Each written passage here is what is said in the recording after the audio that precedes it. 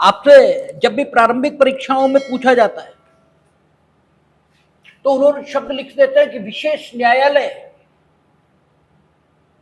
इसका संगठन ये किस सेक्शन में होता है। तो विशेष न्यायालय अलग बात है और विशेष न्यायिक मजिस्ट्रेट ये बिल्कुल अलग बात है। विशेष न्यायिक मजिस्ट्रेट इसका न्यायालय या विशेष न्यायिक मजिस्ट्रेट इसकी नियुक्ति ये सेक्शन 11 में है बीएनएसएस में, और आपका विशेष न्यायालय इसका संगठन सेक्शन 9 में है। ऐसे पिछली सीआरपीसी में आई है। तो विशेष न्यायालय का संगठन धारा 11 में होता था और विशेष न्यायिक मजिस्ट्रेट इसकी नियुक्ति 13 में होती थी।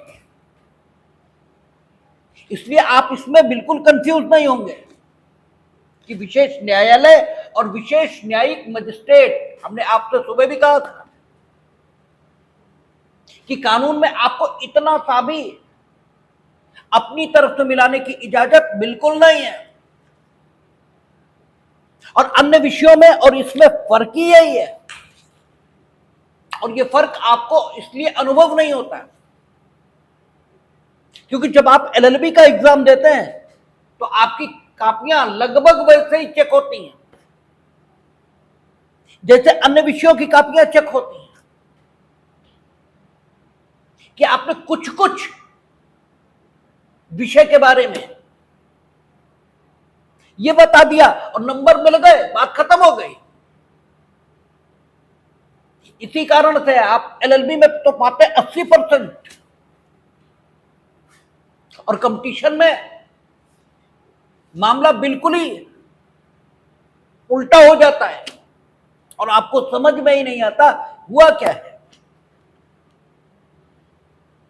आप कुछ भी मिला नहीं सकते। विशेष न्यायालय बात अलग है और विशेष न्यायिक मजिस्ट्रेट की नियुक्ति अलग है। विशेष न्यायालय ये विशेष वर्ग के मामलों या विशेष मामला इसकी सुनवाई के लिए संगठित होगा, और विशेष न्यायिक मजिस्ट्रेट ये विशेष प्रकार के अपराध उनकी सुनवाई के लिए नियुक्त होंगे। दोनों की नियुक्ति का तरीका ये अलग अलग है। और पहली बात, विशेष न्यायालय व्यक्ति नहीं है और विशेष न्यायिक मजिस्ट्रेट व्यक्ति है। विशेष न्यायालय ये राज्य सरकार उच्च न्यायालय से परामर्श करके ये किसी क्षेत्र विशेष के लिए संगठित कर रही है, और विशेष न्यायिक मजिस्ट्रेट की नियुक्ति उच्च न्यायालय से होगी। इसके अलावा किसी भी सेशन खंड अर्थात किसी भी जिले में, क्योंकि प्रत्येक सेशन खंड एक जिला होगा, चाहे बीएनएसएस हो चाहे सीआरपीसी हो, सब जगह उन्होंने ये कहा कि प्रत्येक सेशन खंड एक जिला होगा। तो चाहे सेशन खंड कहिए चाहे जिला कहिए, प्रत्येक जिले में या प्रत्येक सेशन खंड में एक सेशन न्यायाधीश इसकी नियुक्ति ये होगी। लेकिन उसी सेशन खंड में अर्थात उसी जिले में मजिस्ट्रेटों के न्यायालयों द्वारा परीक्षणीय अपराध ये भी होंगे। और इसके अलावा जब बीएनएसएस आगे हम लोग पढ़ेंगे तो प्रारंभिक तौर पर विचारण से पृथक अपराधों के संबंध में जितने प्रकार की अधिकारिताएं वे सब मजिस्ट्रेटों को ही प्राप्त है। आप देखेंगे कि कोई ऐसा अपराध जिसका अन्वेषण होना चाहिए अगर हुआ है और अन्वेषण करने के लिए आवश्यक प्रथम सूचना रिपोर्ट ये पुलिस ने दर्ज नहीं की, तो आप न्यायिक मजिस्ट्रेट से निवेदन कर सकेंगे और न्यायिक मजिस्ट्रेट संबंधित अन्वेषण के लिए प्रथम सूचना रिपोर्ट दर्ज किए जाने का निर्देश ये दे सकेगा। जब उस अपराध का अन्वेषण चलेगा तो उस अपराध पर सुपरवाइजरी जुडिक्शन यानी उसका पर्यवेक्षण, किसका? अन्वेषण का। हस्तक्षेप नहीं करेगा, पर्यवेक्षण करेगा। हस्तक्षेप बात अलग होती है और सुपरविजन बात अलग होती है। आपका मकान बनता है, राज मजदूर काम करते हैं, आप उनका सुपरविजन करते हैं, हस्तक्षेप नहीं करते उनके काम में। काम वो करेंगे, सुपरविजन आप करेंगे ताकि डिले ना हो, काम ठीक ढंग से हो, बर्बादी ना हो, न समय की न पैसे की। ऐसे ही अन्वेषण जब चलेगा तो हम लोग देखेंगे, जब अन्वेषण जहां पर चलेगा उससे संबंधित शक्तियां पुलिस को दी जाएंगी, तो देखेंगे कि अन्वेषण पर पर्यवेक्षण यानी सुपरवाइजरी अथॉरिटी किसकी रहेगी? मजिस्ट्रेट की।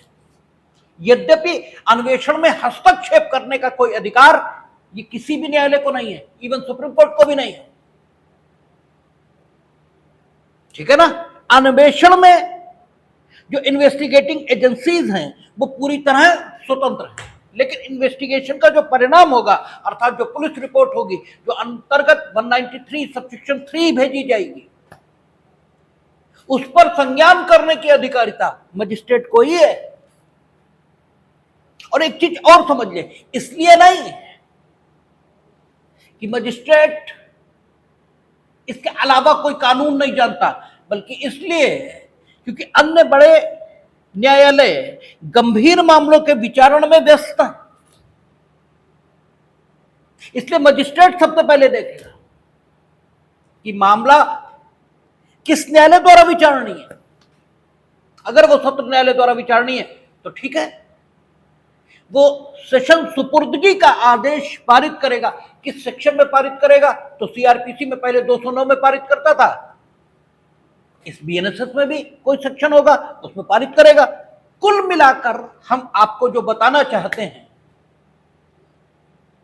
वो ये बताना चाहते हैं कि ऐसे बहुत से अपराध हैं जो स्वयं मजिस्ट्रेट के न्यायालय द्वारा विचारणीय है, और इसके अलावा भी बहुत सारे काम, चाहे वो सीआरपीसी रही हो और चाहे बीएनएसएस,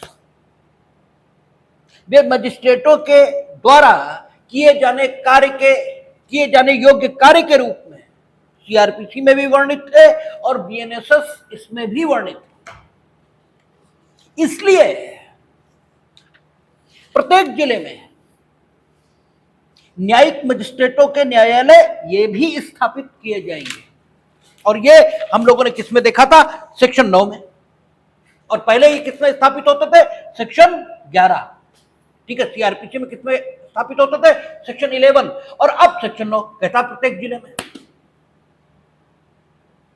राज्य सरकार उच्च न्यायालय से परामर्श करने के पश्चात न्यायिक मजिस्ट्रेटों के उतने न्यायालय जितने आवश्यक हो स्थापित करेंगे। और सेपरेशन जो एग्जीक्यूटिव का जुडिशरी से होना चाहिए उसको ध्यान में रखकर यह भी कहा गया था कि इनके पीठासीन अधिकारी उच्च न्यायालय द्वारा नियुक्त किए जाएंगे। विशेष न्यायालय, अगर किसी स्थान विशेष की जरूरत होगी कि किसी विशेष वर्ग के मामले वहां अधिक हो रहे होंगे, तो वो भी उसके लिए विशेष न्यायालय का गठन ये भी राज्य सरकार उच्च न्यायालय से परामर्श करने के पश्चात कर सकेगी। पीठासीन अधिकारी फिर वही, तो जिले में मजिस्ट्रेसी होगी। अब जब जिले में मजिस्ट्रेसी होगी और जिला सेशन खंड होगा, ठीक है, तो मजिस्ट्रेसी के अधिकारों का प्रयोग जहां करेगी वो सेशन खंड ही होगा। ठीक है ना? इसलिए हम लोग आगे के प्रोविजंस देखेंगे, उनमें सेशन न्यायाधीश को मजिस्ट्रेसी पर जनरल कंट्रोल ये रहेगा, सामान्य नियंत्रण रहेगा, क्योंकि उनके सेशन खंड में वो दंड न्यायालय काम कर रहा है, जो मजिस्ट्रेट का दंड न्यायालय है।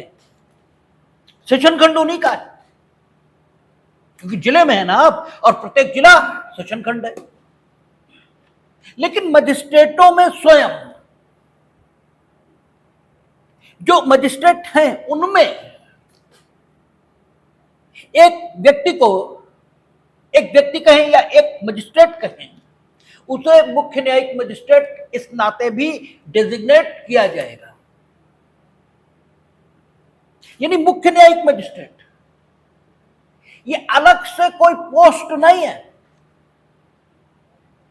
अलग से पोस्ट हो तो इसका परिणाम यह होगा कि एक जुडिशियल मजिस्ट्रेट जब इस पोस्ट पर पहुंच जाएगा तो अगले स्टेशन पर जब वो जाएगा तो मुख्य न्यायिक मजिस्ट्रेट ही होगा, क्योंकि वो उस पोस्ट पर पहुंच गया। आप हाई स्कूल पास कर गए, फर्स्ट ईयर में अगर फर्स्ट ईयर में फेल हो गए तो हाई स्कूल में थोड़ी आ जाएंगे, रहेंगे तो फर्स्ट ईयर में। तो अगर मुख्य न्यायिक मजिस्ट्रेट ये कोई पोस्ट हो तो वो व्यक्ति जो इस स्टेशन पर मुख्य न्यायिक मजिस्ट्रेट है वो अगले स्टेशन पर भी मुख्य न्यायिक मजिस्ट्रेट होगा, जबकि ऐसा नहीं होगा। जिले में जो judicial magistrate of the first class होंगे, उनमें से कोई एक मुख्य न्यायिक मजिस्ट्रेट उच्च न्यायालय द्वारा ये नियुक्त किया जाएगा। कहता है उच्च न्यायालय प्रत्येक जिले में एक प्रथम वर्ग न्यायिक मजिस्ट्रेट को मुख्य न्यायिक मजिस्ट्रेट नियुक्त करेगा। प्रत्येक जिले में जो जुडिशियल मजिस्ट्रेट होंगे उनमें से किसी एक को। सामान्य नियम यह बना रखा है उच्च न्यायालय ने कि प्रत्येक जिले में जो सबसे सीनियर जुडिशियल मजिस्ट्रेट होता है उसे सीजेएम या मुख्य न्यायिक मजिस्ट्रेट ये कह देते हैं। अब जो इस जिले में इस समय सबसे सीनियर है वो अगले जिले में जाएगा तो हो सकता है जूनियर हो जाए, तो अगले जिले में वो मुख्य न्यायिक मजिस्ट्रेट नहीं होगा। ठीक है, क्योंकि मुख्य न्यायिक मजिस्ट्रेट अलग से कोई पोस्ट नहीं है। या यूं कहें कि प्रत्येक जिले के हिसाब से सीजेएम निर्धारित किया जाएगा, और किसके द्वारा? उच्च न्यायालय के द्वारा। क्योंकि उच्च न्यायालय प्रत्येक जिले में एक प्रथम वर्ग न्यायिक मजिस्ट्रेट को मुख्य न्यायिक मजिस्ट्रेट नियुक्त करेगा। उच्च न्यायालय किसी प्रथम वर्ग न्यायिक मजिस्ट्रेट को अपर मुख्य न्यायिक मजिस्ट्रेट नियुक्त कर सकता है, और ऐसे मजिस्ट्रेट को इस संहिता के अधीन या तत्समय प्रवृत्त किसी अन्य विधि के अधीन मुख्य न्यायिक मजिस्ट्रेट की सब या कोई शक्तियां जिनका उच्च न्यायालय निर्देश दे होंगी। एसीजेएम ये पोस्ट है, और जो judicial magistrate of the first class होते हैं उन्हीं में से सीजेएम अपॉइंट होगा, और उन्हीं में से उच्च न्यायालय आवश्यकता अनुसार अपर मुख्य न्यायिक मजिस्ट्रेटों की नियुक्तियां करेगा। और अपर को अंग्रेजी में क्या कहेंगे? ठीक है, एडिशनल चीफ जुडिशियल मजिस्ट्रेट। और जब एडिशनल शब्द आ गया इसका मतलब इसकी ताकत मुख्य न्यायिक मजिस्ट्रेट के बराबर हो गई, क्योंकि अतिरिक्त है ना, असिस्टेंट नहीं है, एडिशनल है। इसलिए जो न्यायिक ताकत है एसीजेएम की और सीजेएम की वो एक बराबर रहेगी। हां, उच्च न्यायालय स्वयं सीजेएम की कुछ ही शक्तियां इन्हें दे तो अलग बात। उसने कहा ना सीजेएम की सब या कोई शक्तियां ये एसीजेएम को दी जा सकती हैं। यानी उच्च न्यायालय ये तय करेगा कि किसी जिले में तैनात जो जुडिशियल मजिस्ट्रेट हैं उनमें से कौन अपर मुख्य न्यायिक मजिस्ट्रेट समझे जाएंगे, यानी एडिशनल चीफ जुडिशियल मजिस्ट्रेट समझे जाएंगे, और उन्हें मुख्य न्यायिक मजिस्ट्रेट की कौन सी शक्तियां रहेंगी। सब रहेंगी या कोई रहेंगी? यह भी हो सकता कोई रहे और यह भी हो सकता कि सब रहे। मुख्य न्यायिक मजिस्ट्रेट की शक्तियां को क्या है, यह सवाल उठता है। भाई मुख्य न्यायिक मजिस्ट्रेट की सब शक्तियां होंगी या कोई शक्तियां होंगी? तो कुछ शक्तियों का वर्णन तो अभी आगे आ जाएगा कि मुख्य न्यायिक मजिस्ट्रेट क्या करेगा, जिले में जितनी मजिस्ट्रेसी है सब पर प्रशासनिक ताकतों का इस्तेमाल ये भी करेगा, क्योंकि सब उसके सबॉर्डिनेट होंगे। किस पॉइंट ऑफ व्यू से? प्रशासनिक कामों के पॉइंट ऑफ व्यू से, न्यायिक नहीं। न्यायिक के लिए तो ठीक है एडिशनल सीजीएम है ना वो, या तो स्वयं उच्च न्यायालय उनकी शक्ति को कम करे, ठीक है ना। वो कहते हैं कि उच्च न्यायालय किसी प्रथम वर्ग न्यायिक मजिस्ट्रेट को अपर मुख्य न्यायिक मजिस्ट्रेट नियुक्त कर सकता है और ऐसे मजिस्ट्रेट को इस संहिता के अधीन या तत्सम प्रवृत्त किसी अन्य विधि के अधीन मुख्य न्यायिक मजिस्ट्रेट की सभी कोई शक्तियां जिनका उच्च न्यायालय निर्देश दे होंगी, यानी तत्सम प्रवृत्त कोई अन्य विधि है उसमें लिखा है कि एसीजीएम की ये शक्ति होगी, ठीक है ना, या सीजीएम की ये शक्ति होगी, या इस संहिता में ये लिखा है कि एसीजीएम की ये ताकतें होंगी। तो उच्च न्यायालय केवल एक अथॉरिटी है जो निर्देश दे सकता है कि वे सब ताकतें, ठीक है ना, जो मुख्य न्यायिक मजिस्ट्रेट की है वे इस एसीजीएम को होंगी या नहीं, ठीक है ना, मुख्य न्यायिक में। और जो एसीजीएम की ताकत है, अगर इस संहिता में कोई सीधे सीधे एसीजीएम की ताकत है, ठीक है ना, तो वो तो उसे रहेगी ही। एसीजीएम की ताकत उच्च न्यायालय तय नहीं करेगा क्योंकि वो तो विधायिका स्वयं तय कर रही है। आगे हम लोग देखेंगे सीजीएम की ताकत, एसीजीएम की ताकत, ये सीआरपीसी या बीएनएसएस ने स्वयं तय कर दी। तो विधायन के क्षेत्र में तो विधायिका सर्वोच्च है। अगर विधायिका कोई चीज स्वयं तय कर रही है तो उसके तय किए गए पर तो उंगली उठ ही नहीं सकती विधायन के क्षेत्र में। तो स्वयं बीएनएसएस में अगर यह लिखा है कि एसीजीएम की यह ताकत होगी, या सीआरपीसी में लिखा है एसीजीएम की यह ताकत होगी, तो उच्च न्यायालय निर्देश की जरूरत नहीं है। या उच्च न्यायालय अगर निर्देश दे भी कि एसीजीएम की यह ताकत नहीं होगी तो उच्च न्यायालय का निर्देश मान्य नहीं होगा, क्योंकि विधायिका विधायन में सर्वोच्च है। और वही कहते हैं ना कि कुछ लोग इतने मर्यादित होते हैं, कुछ संस्थाएं इतनी मर्यादित होती हैं कि उनके बारे में ये नहीं माना जा सकता कि वे कोई गड़बड़ करेंगे तो उच्च न्यायालय ऐसा निर्देश देगा ही नहीं। कि अगर स्वयं विधायिका ने एसीजीएम को कोई ताकत दी तो वो ताकत एसीजीएम को नहीं होगी, ऐसा उच्च न्यायालय निर्देश दे दे, ये होगा ही नहीं। सीजीएम को जो ताकतें दी गई, सीजीएम की जो ताकतें, ठीक है, उनमें से कोई है। अगर बीएनएसएस ये कहती कि ये मुख्य न्यायिक मजिस्ट्रेट की ताकत है, तो वो मुख्य न्यायिक मजिस्ट्रेट की सब या कोई शक्तियां जिनका उच्च न्यायालय निर्देश दे वो एसीजीएम को दी जा सकती है। ऐसे ही तत्सम प्रवृत्त किसी अन्य विधि में, शायद हम पहले एसीजीएम बोल गए हैं, अगर हम बोल गए हो तो तदनुसार संशोधित कर लेंगे। अगर तत्सम प्रवृत्त किसी अन्य विधि में सीजीएम को कोई ताकत दी गई है तो उच्च न्यायालय जैसा निर्देश दे उसके मुताबिक वो ताकत एसीजीएम द्वारा प्रयुक्त हो सकती है, सारी की सारी या कोई भी, ठीक है ना। ये इस सेक्शन का जो अर्थान्वयन है वो ये बता रहा है। कहता है, आप फिर पढ़ लें, कहता उच्च न्यायालय किसी प्रथम वर्ग न्यायिक मजिस्ट्रेट को अपर मुख्य न्यायिक मजिस्ट्रेट नियुक्त कर सकता है और ऐसे मजिस्ट्रेट को, यानी जो अपर मुख्य न्यायिक मजिस्ट्रेट नियुक्त किया जाएगा उस मजिस्ट्रेट को इस संहिता के अधीन या तत्सम प्रवृत्त किसी अन्य विधि के अधीन मुख्य न्यायिक मजिस्ट्रेट की सब या कोई शक्तियां जिनका उच्च न्यायालय निर्देश दे होंगी, यानी एसीजीएम को ही सीधे ताकत मिली है कानून के द्वारा, तो फिर उच्च न्यायालय के निर्देश की कोई जरूरत नहीं है। ताकत अगर सीजीएम को मिली है, चाहे इस संहिता में और चाहे तत्सम प्रवृत्त किसी अन्य विधि में, और सीजीएम की ताकत एसीजीएम को देना चाहते हैं, तो सामान्य तौर पर सीजीएम की सब ताकतें एसीजीएम को रहेंगी। हां, अगर उच्च न्यायालय को निर्देश दे दे कि सब नहीं रहेंगे तो सब नहीं रहेंगे, लेकिन विधायिका ने जो एसीजेम को सीधे ताकत दी है उससे कोई ताल्लुक नहीं, ठीक है ना। और तीसरा जो सबसेक्शन है ये मेरी समझ से बाहर हो रहा है। यहां तक बात ठीक है,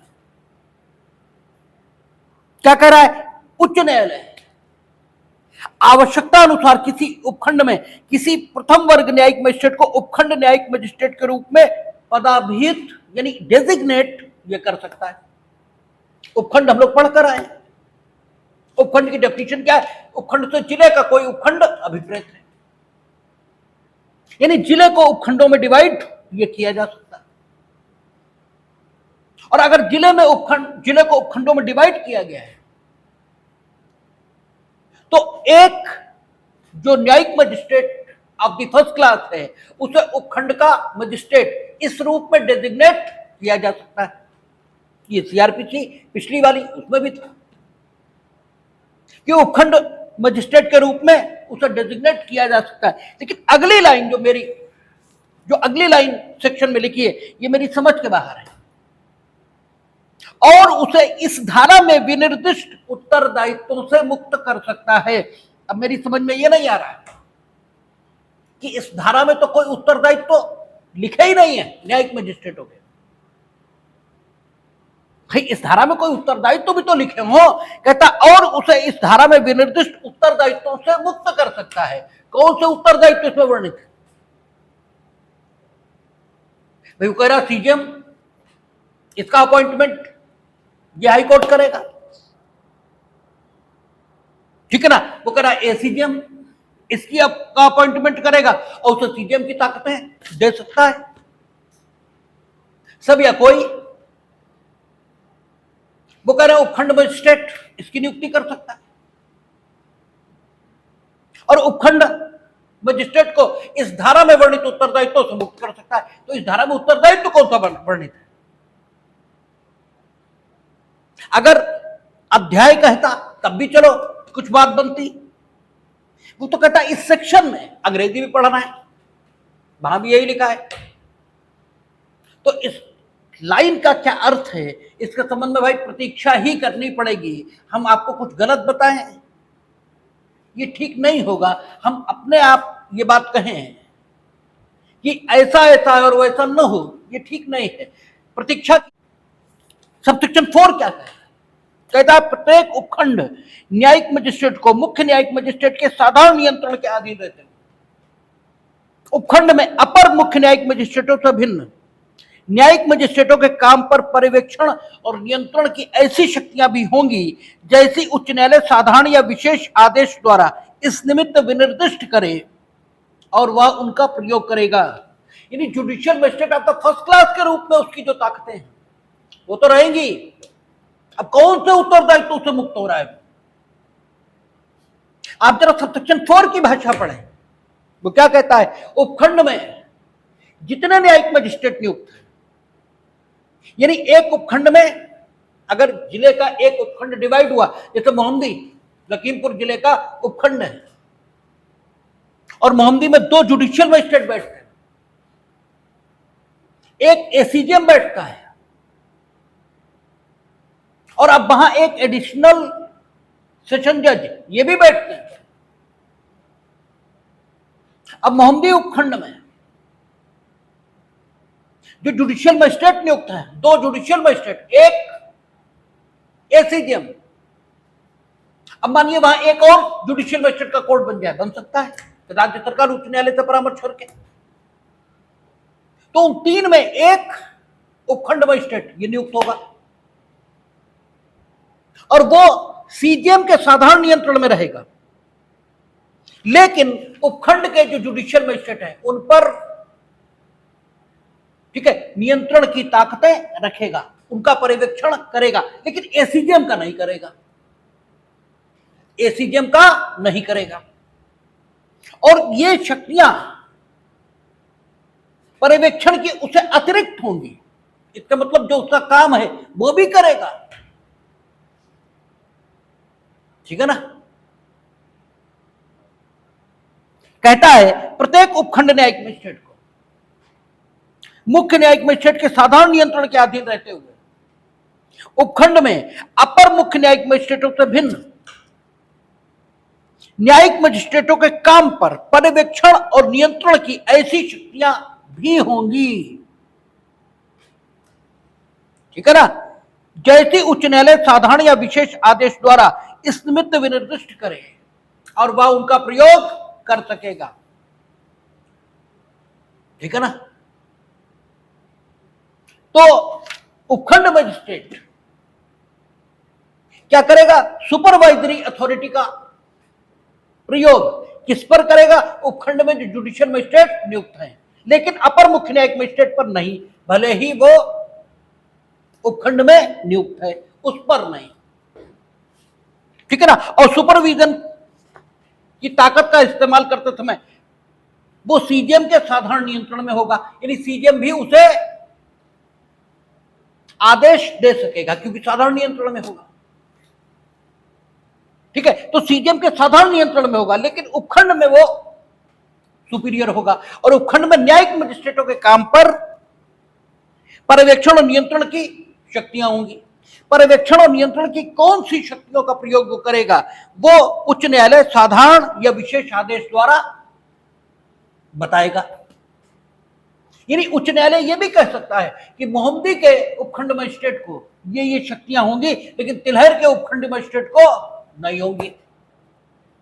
यानी विशेष शक्तियां एक उपखंड मजिस्ट्रेट को यह भी दे सकते हैं और यह भी कह सकते हैं कि पूरे उत्तर प्रदेश में जितने उपखंड मजिस्ट्रेट हैं सबको ऐसी शक्तियां होंगी। तो ये साधारण रूप से उन्होंने शक्तियों को दे दिया और फिर विशेष आदेश से शक्तियों को दे दिया। लेकिन उपखंड मजिस्ट्रेट पर उत्तरदायित्व कौन से रखे गए इस धारा द्वारा, ये अभी मेरी समझ में एकदम नहीं आ रहा, ठीक है। हम लोगों से चर्चा करेंगे और जो समझ में आएगा वो आपको बताएंगे, लेकिन एट वंस मेरे दिमाग में नहीं आ रहा, और जब नहीं आ रहा तो फिर बताने से कोई लाभ नहीं, ठीक है ना। ये आपका मुख्य न्यायिक मजिस्ट्रेट, अपर मुख्य न्यायिक मजिस्ट्रेट आदि, यानी उपखंड मजिस्ट्रेट भी है ना, इसलिए इनकी नियुक्तियां क्या होंगी और किस प्रकार शक्ति प्रयोग करेंगे, ये आपका सेक्शन 10। अब सेक्शन 11 कहता है विशेष न्यायिक मजिस्ट्रेट। आप जब स्वतंत्रता से पूर्व की स्थिति में जाएंगे तो ऑनरेरी मजिस्ट्रेट ये नियुक्त होते थे। हमारे एक मित्र हैं, उनके बाबा रहे हैं ऑनरेरी मजिस्ट्रेट। ये जो ऑनरेरी मजिस्ट्रेट था, इसे मजिस्ट्रेट की तनख्वाह नहीं मिलती थी, लेकिन इसके पास मजिस्ट्रेट की शक्तियां थी और छोटे अपराधों के संबंध में, पेटी ऑफेंसेस जिन्हें कहते हैं, जुआ खेल रहे थे, कुछ कर रहे थे, ऐसा उन ऑफेंसेस के संबंध में विचारण की शक्तियां और दंड की शक्तियां ये इस ऑनरेडी मजिस्ट्रेट को प्राप्त रहती थी। और इसकी जो नियुक्ति थी वो इसलिए की गई थी कि जो रेगुलर मजिस्ट्रेसी है वो सीरियस ऑफेंसेस के, क्योंकि मजिस्ट्रेट द्वारा विचारणीय न्याय जो अपराध है वो ऐसे अपराध नहीं है जिनमें आजीवन कारावास की सजाएं हैं।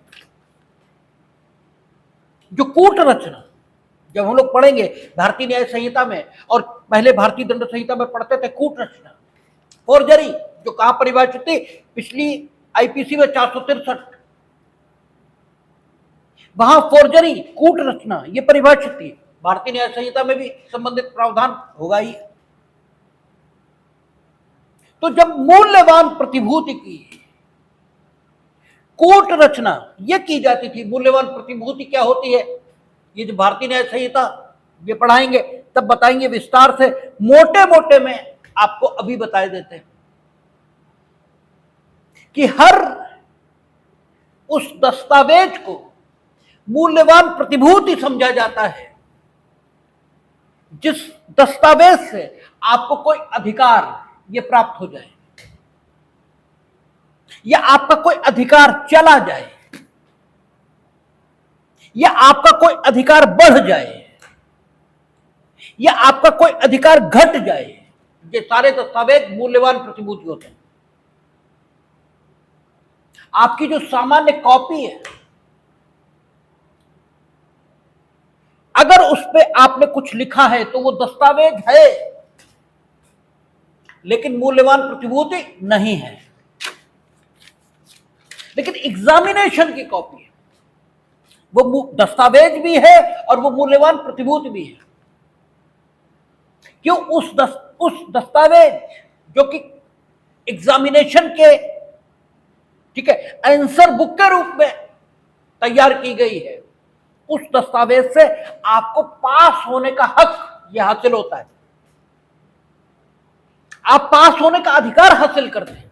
आपको कोई अधिकार ये हासिल हो जाए, आपको कोई अधिकार ये चला जाए, ऐसी सारी दस्तावेजें मूल्यवान प्रतिभूति होती हैं, वैल्यूएबल सिक्योरिटी होती हैं।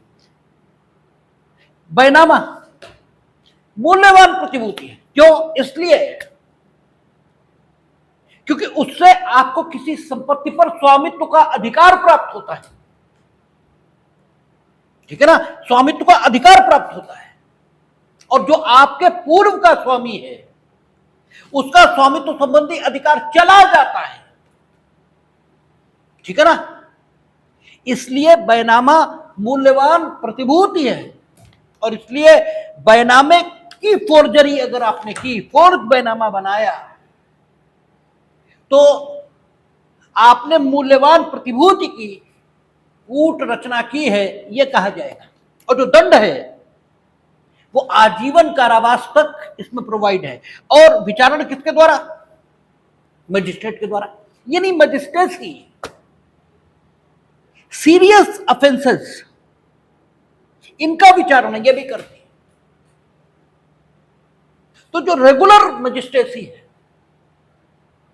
वो सीरियस ऑफेंसेस पर अपना ध्यान लगा सके, उन्हें ओवरबर्डन्ड होने से बचाया जाए, इसलिए एक नियुक्ति ऑनरेरी मजिस्ट्रेट की जाती थी। और वो ऑनरेरी मजिस्ट्रेट छोटे छोटे अपराधों का विचारण करके और रेगुलर मजिस्ट्रेसी को सहायता ये करता था। इसके अलावा भी कन्विंस, जो मीन्स ऑफ कन्विंस है, यातायात के साधन है, ये भी आज जितने विकसित हैं स्वतंत्रता के पूर्व उतने विकसित नहीं थे। तो ऑनरेरी मजिस्ट्रेट उन स्थानों पर जाके जो रिमोट एरियाज हैं और लोगों में गरीबी ये भी बहुत थी, और न भी हो तो भी सस्ता न्याय ये उपलब्ध होना चाहिए।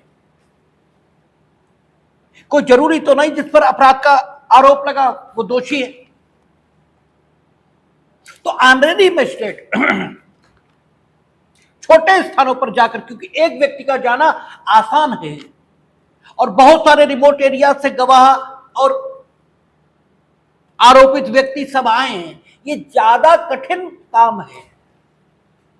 तो उस सुविधा के पॉइंट ऑफ व्यू से भी ऑनरेरी मजिस्ट्रेट नियुक्त किए जाते थे और वो छोटे छोटे अपराधों का विचारण करते थे। ये विशेष न्यायिक मजिस्ट्रेट उन्हीं ऑनरेरी मजिस्ट्रेटों का पद उत्तरवर्ती है।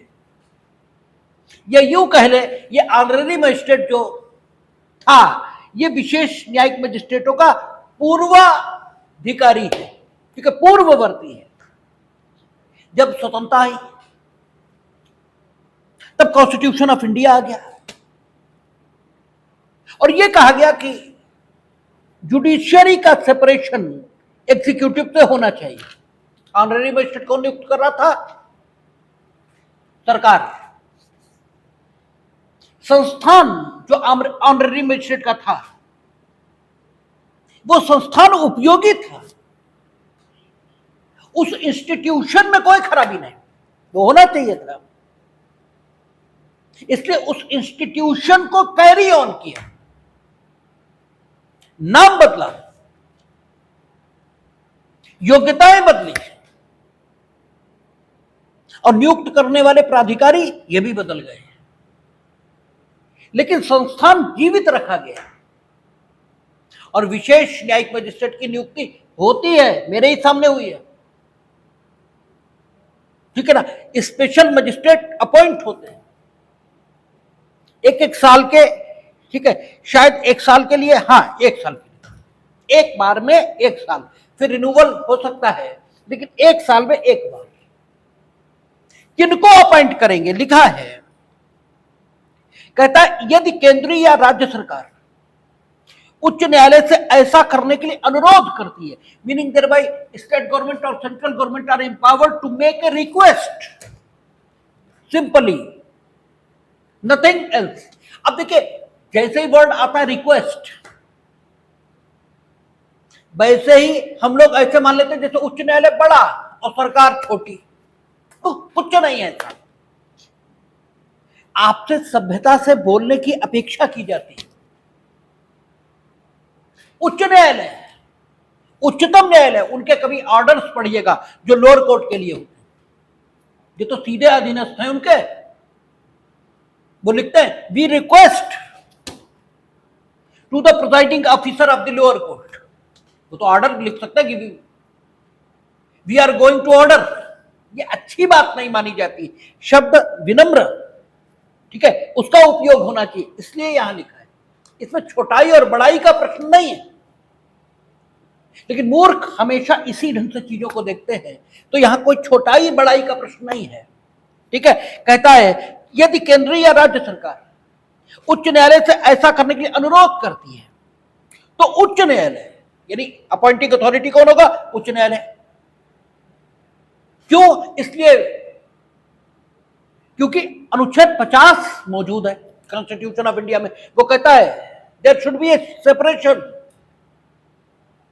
Of the judiciary from the executive, दोनों अलग होने चाहिए। और विशेष न्यायिक मजिस्ट्रेट अल्टीमेटली न्याय निर्णय करेगा, छोटे ही अपराधों का क्यों ना सही।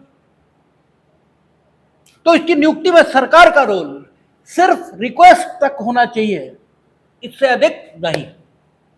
तो कहता है उच्च न्यायालय किसी व्यक्ति को जो सरकार के अधीन कोई पद धारण करता है, या जिसने कोई पद धारण किया है, meaning thereby retired person, जो सरकार के अधीन पद धारण कर चुके हैं, चाहे वो और चाहे सरकार के अधीन पद धारण कर रहे हैं, ठीक है ना। किसी स्थानीय क्षेत्र में विशेष मामलों या विशेष वर्ग के मामलों के संबंध में प्रथम या द्वितीय वर्ग न्यायिक मजिस्ट्रेट को इस संहिता द्वारा या उसके अधीन प्रदत्त या प्रदत्त की जा सकने योग्य सभी या कोई शक्तियां प्रदत्त कर सकता है। यानी ये विशेष न्यायिक मजिस्ट्रेट प्रथम वर्ग न्यायिक मजिस्ट्रेट की शक्तियों से युक्त नहीं होगा। द्वितीय वर्ग न्यायिक मजिस्ट्रेट को जो शक्तियां दी जा सकती हैं वे ही दी जाएंगी, और द्वितीय वर्ग न्यायिक मजिस्ट्रेट की शक्तियां क्या हैं ये आगे आएगा।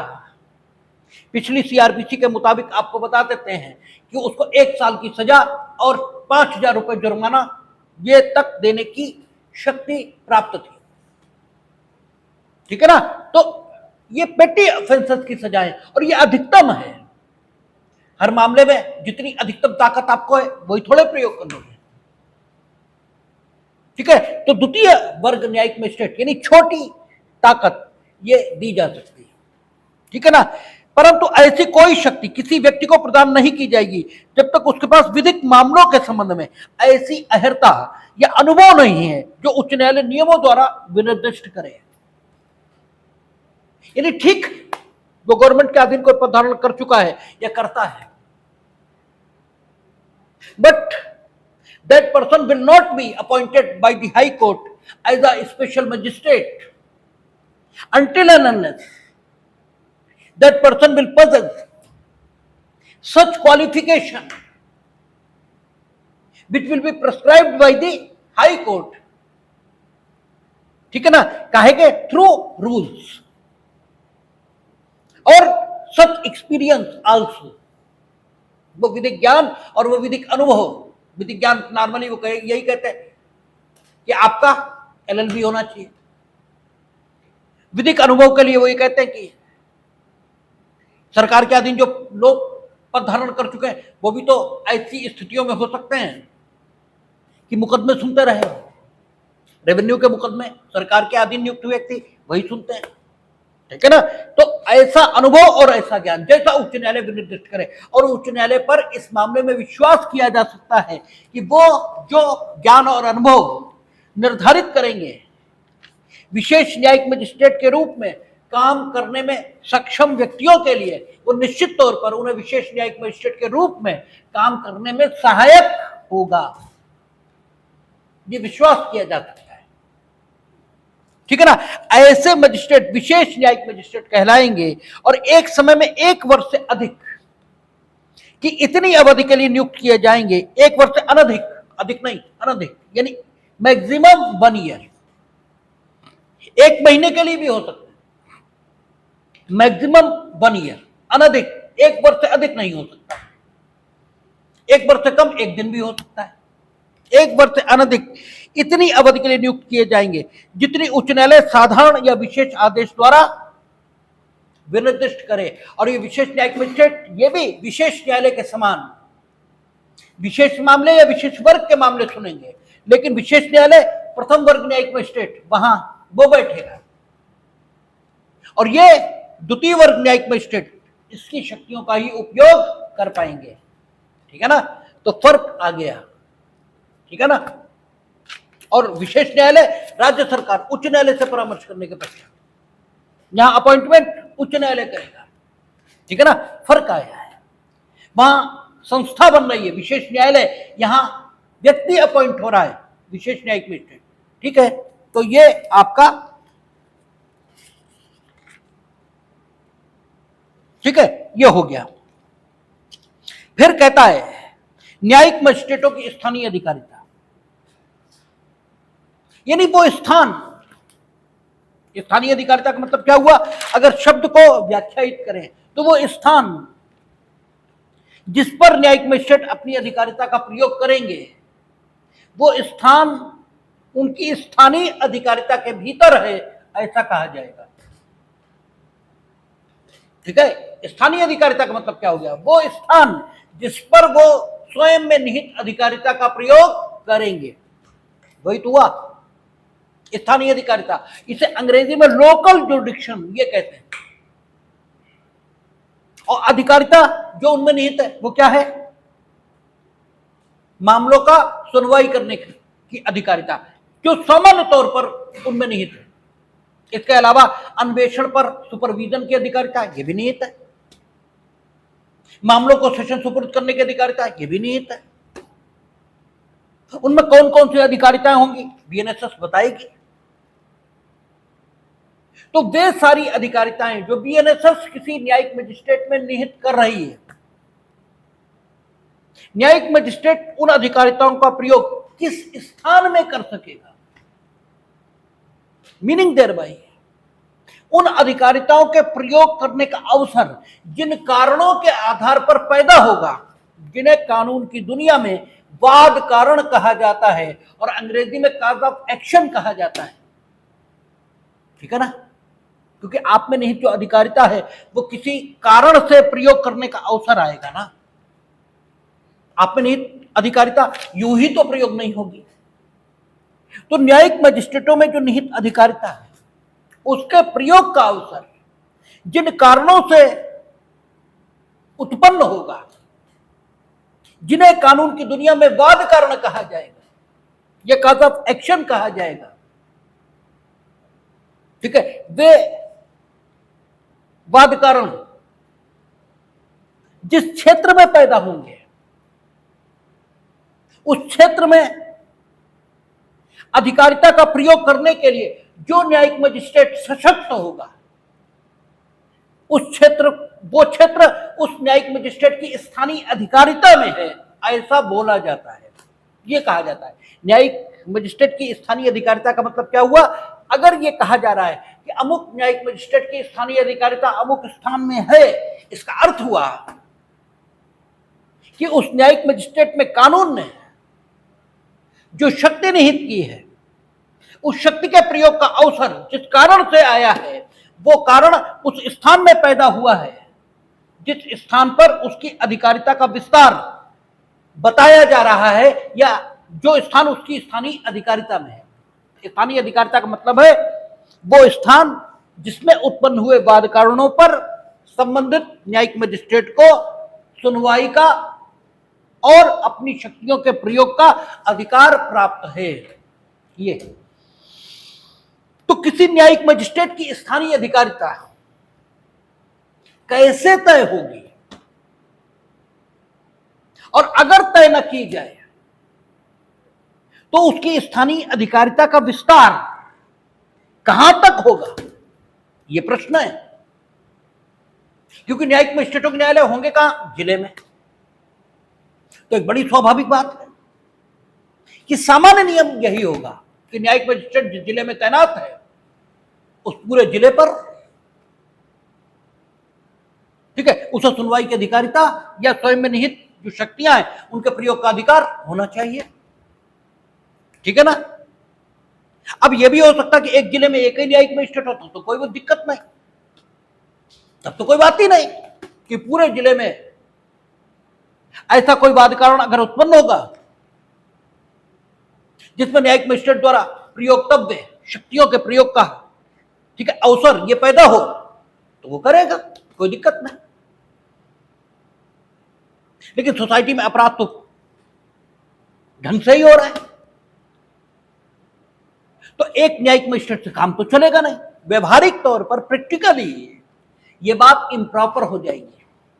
इसलिए एक एक जिले में कई कई न्यायिक मजिस्ट्रेटों के न्यायालय स्थापित करने का हक राज्य सरकार को मिला है, और राज्य सरकार ने प्रैक्टिकली आप देखेंगे तो उत्तर प्रदेश के प्रत्येक जिले में एक से अधिक न्यायिक मजिस्ट्रेटों के न्यायालय स्थापित भी कर रखे। तो अगर न्यायिक मजिस्ट्रेटों की जो स्थानीय अधिकारिता है उसको निश्चित नहीं किया जाएगा किसी अन्य प्राधिकारी के द्वारा जो न्यायिक मजिस्ट्रेटों से सुपीरियर हो, तो फिर झंझट हो जाएगा। ये तय नहीं हो पाएगा कि उस जिले में एक स्थान पर उत्पन्न वाद कारण पर आखिर कौन सुनवाई करेगा, क्योंकि सारे ही न्यायिक मजिस्ट्रेट जिले में अपॉइंट होंगे, और जब जिले में अपॉइंट होंगे तो उनकी स्थानीय अधिकारिता का विस्तार संपूर्ण जिले में होगा। इसलिए व्यवहारिक तौर पर जरूरी है कि ये शक्ति किसी में दी जाए कि कोई प्राधिकारी जो इनसे सुपीरियर है इनमें कार्य वितरण से संबंधित आदेश कर सके, अर्थात कौन कौन से मामले की सुनवाई करेगा और साथ ही किसकी अधिकारिता का विस्तार जिले के कितने क्षेत्र पर होगा, यह भी तय करे। ये जरूरी हो जाता है, और जो जरूरी होगा कानून वो सारे काम करेगा। तो आगे कह रहा है न्यायिक मजिस्ट्रेटों की स्थानीय अधिकारिता, कहता उच्च न्यायालय के नियंत्रण के अधीन रहते हुए मुख्य न्यायिक मजिस्ट्रेट समय समय पर उन क्षेत्रों की स्थानीय सीमाएं परिनिश्चित कर सकता है जिनके अंदर धारा 9 या धारा 11 के अधीन नियुक्त मजिस्ट्रेट उन सब शक्तियों का या उनमें से किन्हीं का प्रयोग कर सकेंगे जो इस संहिता के अधीन उनमें निहित की जाए। यानी the CGM will be the authority but he will be in the general control of the high court. यानी हाई कोर्ट अगर कुछ कह देगा तो बात अलग हो जाएगी, अन्यथा normally it will be the CGM who will decide that the judicial magistrate which are appointed under section 9 or under section 11 वो अब अपनी अधिकारिताओं का प्रयोग, ठीक है, जो जिला है उसमें जो निहित क्षेत्र है उसमें से कितने क्षेत्र पर करेंगे। और क्योंकि बीएनएसएस में पूरा जिला थानों में डिवाइड रहता है, ठीक है ना, पूरा जिला बीएनएसएस में थानों में डिवाइड होता है, इसलिए आप कचहरी जाएंगे तो सीजीएम वहां यह तय करते हैं कि शाहजहांपुर जिले का वो भाग जो थाना सदर बाजार के क्षेत्र में आता है वो, ठीक है, किस जुडिशियल मजिस्ट्रेट की स्थानीय अधिकारिता के अधीन होगा और कोतवाली किसके अधीन होगा, आदि आदि, ठीक है ना, ये सीजीएम तय करेंगे। लेकिन वो जनरल कंट्रोल में होंगे हाई कोर्ट के, और वो तय करेंगे कि 9 और 11 में जो जुडिशियल मजिस्ट्रेट अपॉइंट हो रहे हैं वे जिले के कितने भाग पर या किस स्थानीय क्षेत्र में स्वयं में निहित अधिकारिता का प्रयोग करेंगे। और चूंकि बीएनएसएस में सारा जिला थानों में डिवाइड होता है, इसलिए नॉर्मली वहां न्यायिक मजिस्ट्रेट थानों पर अपनी अधिकारिता का प्रयोग कर रहे हैं, यह दिखाई देता है। वहां ऐसे पूछा जाता है सदर थाना किसके यहां लगता है, तो वो कहते हैं फला क्या लगता है। और सीधे टाइम टाइम पर एक थाने को दूसरे न्यायिक मजिस्ट्रेट को ये भी दे सकते हैं। ठीक है, तो ये रहता है। परंतु विशेष मजिस्ट्रेट का न्यायालय है उस स्थानीय क्षेत्र के भीतर जिसके लिए वह स्थापित किया गया है किसी स्थान में अपनी बैठक कर सकता। ठीक है, लेकिन विशेष न्यायालय जो बनाया गया है विशेष मामलों या विशेष वर्ग के मामलों को सुनने के लिए, वो जरूरी नहीं है कि एक ही स्थान पर बैठे, वो पूरे जिले में कहीं भी बैठ सकता है, ये कहा। अच्छा, और ऐसे क्षेत्र में जो क्षेत्र न्यायिक मजिस्ट्रेट के द्वारा अपनी स्थानीय अधिकारिता के रूप में उपयोग किया जाएगा और जो सीजेएम के द्वारा तय किया जाएगा, सीजेएम ये भी कह सकते हैं कि उस पर्टिकुलर क्षेत्र में आप स्वयं में निहित समस्त अधिकारिताओं का प्रयोग नहीं करेंगे, आप स्वयं में निहित केवल इतनी अधिकारिताओं का प्रयोग ऐसे स्थानीय क्षेत्र में करेंगे, शेष अधिकारिताओं का प्रयोग कोई अन्य करेगा। जैसे होता है सीजेएम ने तय कर रखा है शाहजहांपुर में कि सरकारी कर्मचारियों के विरुद्ध, ठीक है, अगर अपराध करने की शिकायत किसी के द्वारा दर्ज कराई जाएगी कि सरकारी कर्मचारी ने उसके साथ कोई अपराध किया है, तो उसकी सुनवाई स्वयं सीजेएम करेंगे, उस स्थान पर अधिकारिता रखने वाला न्यायिक मजिस्ट्रेट नहीं करेगा। जबकि सामान्य तौर पर उसकी स्थानीय अधिकारिता में जो भी वाद कारण पैदा हो रहा है उस पर सुनवाई का हक उन्हें है। लेकिन चूंकि सीजेएम को यह ताकत है कि वो सभी यकीनी शक्तियों के प्रयोग के लिए सशक्त कर सकते हैं, तो ये आदेश हो जाते हैं। वहां जो कुछ हो रहा है वो सब कुछ इसी से नियंत्रित हो रहा है। वहां ऐसा कुछ भी नहीं हो रहा जो इससे नियंत्रित न हो, क्योंकि कुछ पता ही नहीं होता। इसलिए आपको ये कहते हुए लोग मिल जाएंगे कि इसमें लिखा कुछ और है, वहां चलता कुछ और है। कतई नहीं, यहां जो कुछ लिखा है उससे अलग कुछ भी नहीं होगा। ठीक है, अगला कहता है ऐसे परिनिश्चय द्वारा जैसा उपबंधित है उसके सिवाय प्रत्येक ऐसे मजिस्ट्रेट की अधिकारिता और शक्तियों का विस्तार जिले में सर्वत्र होगा। यानी अगर सीजेएम के द्वारा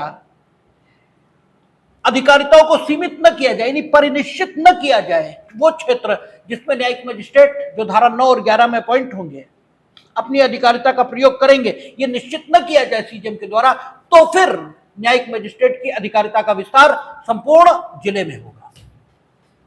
निश्चित कर दिया तो फिर उतने ही क्षेत्र में होगा, अन्यथा पूरे जिले में होगा, क्योंकि न्यायिक मजिस्ट्रेट का न्यायालय जिले में स्थापित है। ठीक है ना, सेक्शन 9 में कहा उन्होंने, सेक्शन 11 में कहा, इसलिए जनरली पूरे जिले में। हाँ, सीजेएम चाहे तो हाई कोर्ट के जनरल कंट्रोल में रहते हुए उस स्थानीय क्षेत्र को निश्चित कर दें, जिस स्थानीय क्षेत्र में अपनी सभी यकीनी शक्तियों का प्रयोग करेंगे। ठीक है, जो है बात करेंगे कल, देखते हैं।